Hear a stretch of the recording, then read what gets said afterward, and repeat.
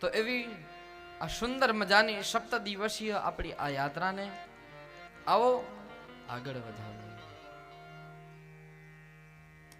સચ્ચિદાનંદ રૂપાય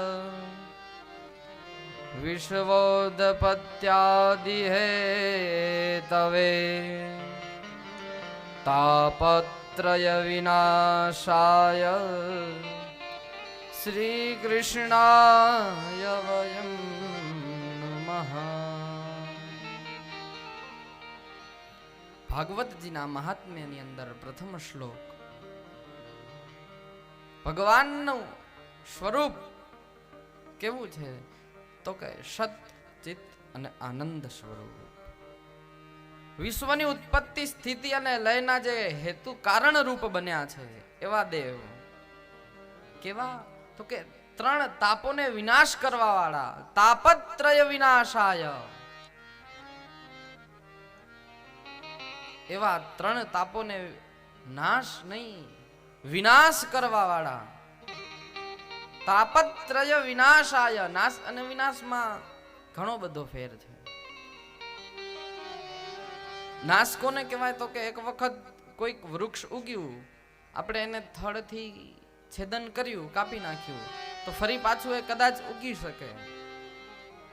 પણ વિનાશ એને સાવ જડ મૂળથી કાઢી લઈએ, બીજી વખત એનું નામો નિશાન જ ઉગવાનું ના આવે, એને કહેવાય વિનાશ.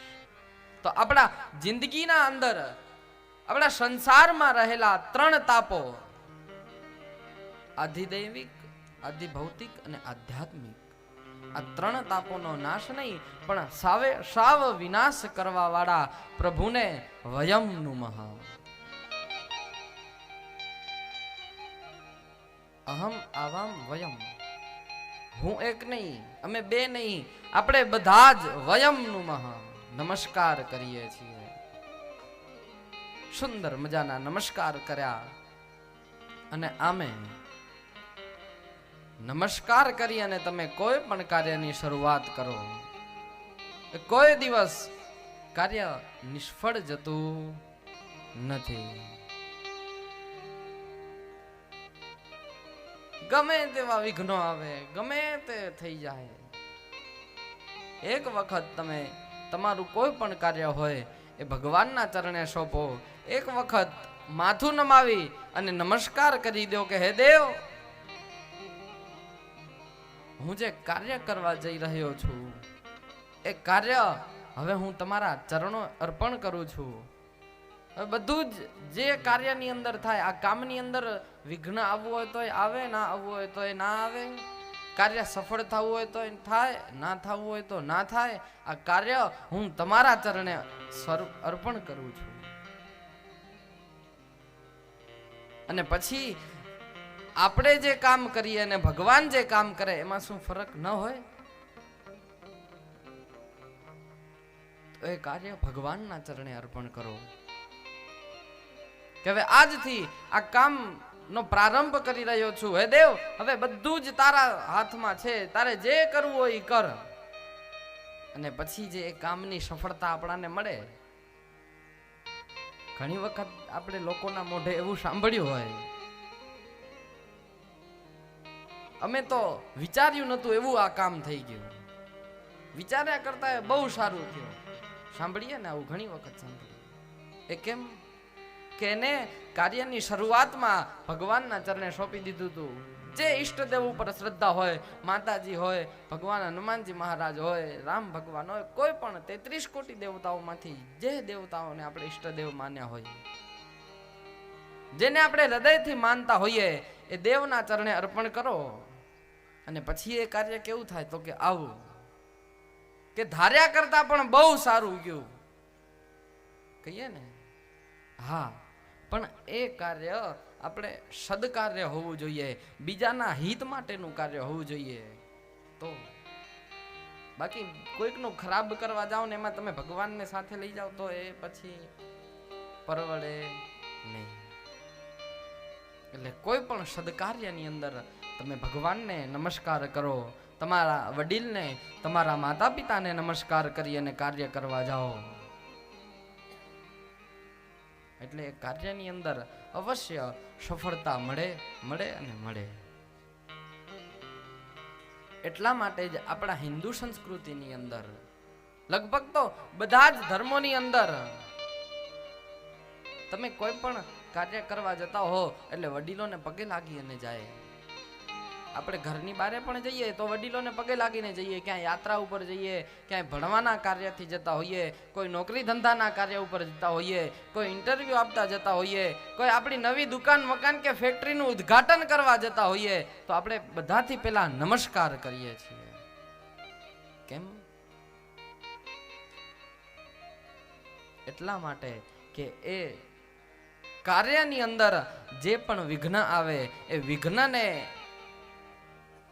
ટાળવાની શક્તિ આપણાને એ વડીલોના, માતા પિતાના અને ભગવાનના આશીર્વાદથી મળે છે. ભક્તિ જ્ઞાન વિરાગ આપતો વિવેકો વર્ધતે મહાન માયા મોહ નિરાશશ્ચ વૈષ્ણવે ક્રિયતે કથમ. ભક્તિ જ્ઞાન અને વૈરાગ્યને વધારવા વાળું અને વિવેકની આપણી અંદર વૃદ્ધિ કરવા વાળું એવું કયું સાધન છે? ત્યારબાદ માયા મોહ નિરાશશ્ચ વૈષ્ણવે ક્રિયતે કથમ. વૈષ્ણવો આ ઘોર કળિયુગની અંદર પણ આ માયાથી કઈ રીતે દૂર રહે છે? માયા મોટી નાગણી બચ્ચા પોતાના ખાય, એમાંથી જે નીકળે એ મણિધર કહેવાય. માયા એ ભગવાનનું એક અંગ જ ગણાય આમ તો. અને એ માયાની અંદર તમે હું આપણે બધાય ફસાયેલા છીએ. તો અહીંયા કને આ શૌનક આદિ મુનિઓએ પ્રશ્ન કર્યો કે આ માયાથી દૂર થવું હોય તો શું કરવું? કે માયા આપણાને કાંઈ કરી જ ન શકે, બસ આપણે માત્ર ભગવાનના ભજનની અંદર એક ચિત્તથી મન લગાવી અને ભગવાનનું ભજન કરી શકીએ. એવું કઈ રીતે થાય? માયા આપણાને ક્યારે એક સરખી રીતે બેસવા દેતી નથી. તમે માળા કરવા બેસજો, માળા કરવા બેસો એટલે તમારું મન માળાની અંદર થોડીક જ વાર રહેશે, પછી મણકો એમને ઊભો રહી જશે ને તમારું મન ક્યાંય જતું રહેશે. આવું ઘણી વખત થાય, મારે તો થાય છે. ક્યાંય ક્યાંય વિચારોમાં આપણે જતા રહીએ. હવે આમાંથી જે માળા કરતા હોય એને ખબર પડે, બાકી માળા ન કરતા હોય એને તો કાંઈ ખબર પડવાની છે નહીં. તો માયા એ બધાને વળગે છે. જેવી રીતના વરસાદમાંથી પડેલું એક પાણીનું ટીપું જે નીચે પડે એટલે તરત જ એને ચારી કોરથી જે આ રજકણ છે એ વિટાઈ જવાના છે ચારે કોરથી. એવું તો થશે નહીં કે પાણીનું ટીપું પડ્યું તો એને રજ નહીં ચોટે, અવશ્ય ચોટે.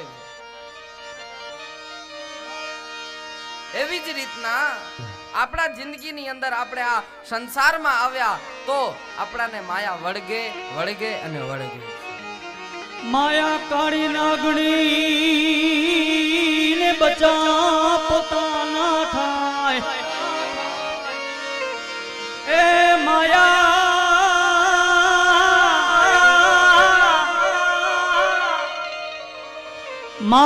કાળી નાગણી અને બચ્ચા પોતાના ખાય, પણ એમાંથી કોઈ ઉગરી જાય એ તો મોટો મણિધર જોને કહેવાય. પણ એમાંથી કોક ઉગરી જાય.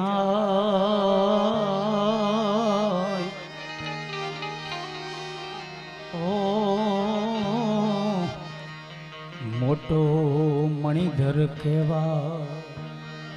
તો જેવી રીતના વરસાદનું પડેલું પાણીનું ટીપું ધૂળમાં આખે આખું વિટાઈ જવાનું છે, એમ આપણે પણ આ સંસારમાં આવ્યા બાદ માયામાં લપેટાઈ જ જવાના છીએ. હવે કદાચ આ માયાથી બચવું હોય તો શું કરવું? એવું અહીંયા શૌનકાદી ઋષિમુનિઓએ પૂછ્યું છે. હવે હું આવું વાંચતો હતો ને ત્યારે મને એક વિચાર આવ્યો કે સૌનકાદી મુનિઓ એટલે મહાન મહાન ઋષિ મુનિઓ, શું એમને એ ખબર નહીં હોય કે એક માયાથી આપણે દૂર કઈ રીતે જઈ શકીએ? આ મહાન મહાન ઋષિ મુનિઓને શું એટલું નહીં ખબર હોય? તે એ પણ બીજાને પૂછે છે. હા, ચોક્કસ ખબર જ હશે, પણ એ આપણા માટે થઈ અને બધા જ સંવાદ કરે કે જેથી કરી કળિયુગના માનવી જે સાવ આળસુ થઈ જવાના છે એ માયાથી પર કઈ રીતે જઈ શકે.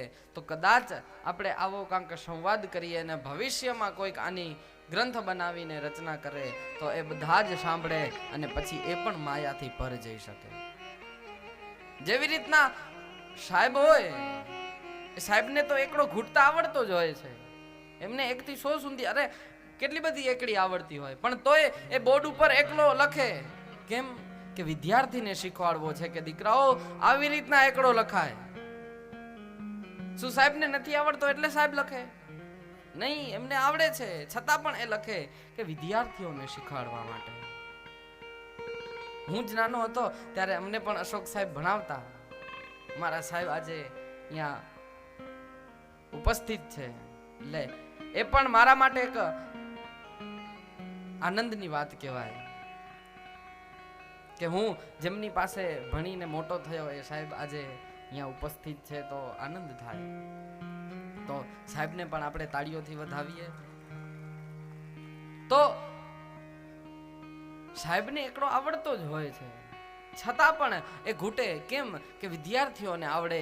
એવી જ રીતના ઋષિમુનિઓને બધી ખબર પડે છે તો પણ એ એકબીજાને પ્રશ્ન કરે. કેમ કે આ મનુષ્યોનું કલ્યાણ થાય.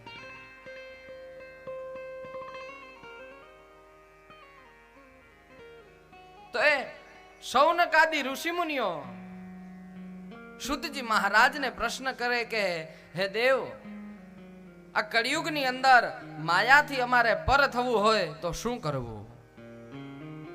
અને શ્રીમદ ભગવત ગીતાજીની અંદર સ્વયં ભગવાને એનો જવાબ આપતા કહ્યું, મમ માયા દુરત્યયા પણ મામેવ યે પ્રપદ્યન્તે માયા મેતામ તરંતિ તે.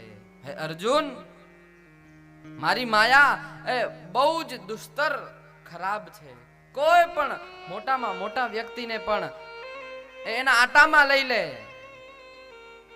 જો કદાચ માયાને તરવું હોય, એ માયાથી પર રહેવું હોય, અથવા માયા તમને કાંઈ ન કરી શકે, માયા તમારાથી આમ 10 ફૂટ છેટી હાલે એવું તમારે કરવું હોય તો શું? તો કે મામેવ યે પ્રપદ્યન્તે, જે મને પ્રસન્ન કરે, જે મારું ભજન કરે, જે મારું કીર્તન કરે, એને માયા કાંઈ કરી શકતી નથી. કાલવ્યાલ મુખગ્રાસ ત્રાસ નિર્ણાશ હેતવે શ્રીમદ ભાગવતમ શાસ્ત્રમ કલૌકીરેણ ભાષિતમ.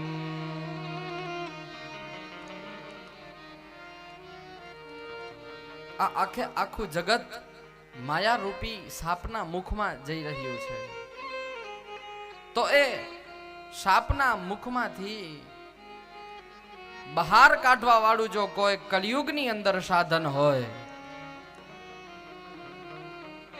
તો એ માત્ર ને માત્ર આ શ્રીમદ ભાગવત શાસ્ત્ર છે, જે કલૌકીરેણ ભાષિતમ, કળિયુગની અંદર કરોડો સૂર્યોના સમાન ચમકી રહ્યું છે. અને જે તમે અને હું આપણે ઠેર ઠેર જગ્યાએ જગ્યાએ જોઈ રહ્યા છીએ કે આજે કોણ એવો વ્યક્તિ નહીં હોય કે જેને આ ભાગવત શાસ્ત્રની નહીં ખબર હોય.